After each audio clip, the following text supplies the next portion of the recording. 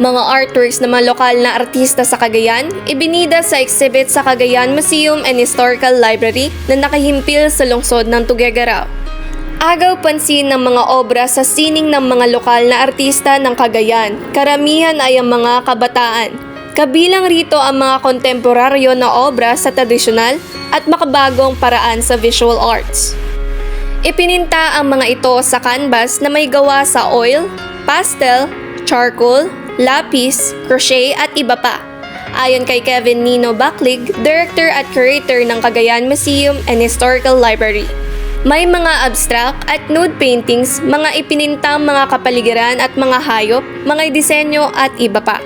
Walang bayad ang espasyo kundi tulong lamang daw sa ikaunlad ng sining ng mga lokal na artista. May mga nabenta na rin na mga artworks na napupunta raw mismo sa mga pintor o lokal na artista. Ang lugar ay makikita rin ang mga koleksyon ng fossil, stone tools, ethnographical materials, oriental ceramic, celestial art, at mga antigo na mga kagamitan sa lalawigan.